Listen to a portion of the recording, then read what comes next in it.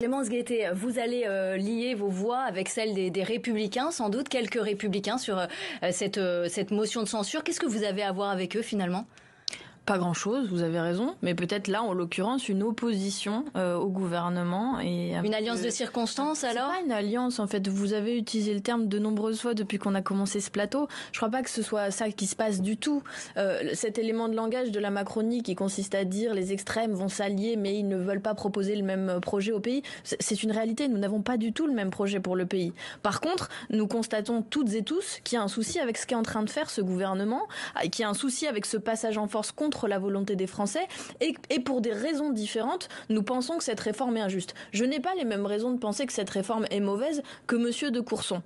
Il n'empêche que je vais voter cette motion de censure parce que tous les deux, nous trouvons qu'elle est injustifiée, qu'elle n'est pas bonne dans la période et que surtout, elle pénalise beaucoup les Français les plus modestes. Donc, vous le voyez, c'est pas une alliance, mais en tout cas, nous pensons à nos électeurs, à nos électrices et nous savons que nous devons leur rendre... Pour quelle raison vous la votez, cette motion de censure ? Pour sanctionner et pour demander le retrait de ce projet de loi sur la réforme des retraites ? Bien sûr. Ou pour faire tomber le gouvernement ? Parce que là, c'est ça qui se joue aujourd'hui. Mais en l'occurrence, les deux, si vous voulez, c'est monsieur Macron en premier lieu et madame Borne qui a lié entièrement son gouvernement et son action politique au passage de cette réforme.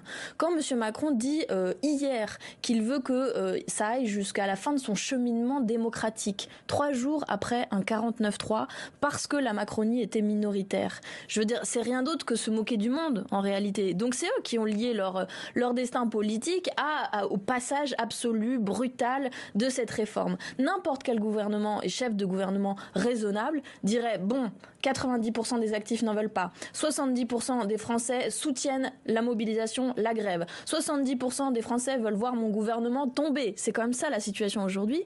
Cette réforme, elle n'est pas là au bon moment, elle n'est pas à faire, on la retire. Ils ne veulent pas écouter, il nous reste cet outil parlementaire à notre disposition. Donc oui, nous allons voter cette motion de censure et nous espérons voir ce gouvernement tomber, en effet.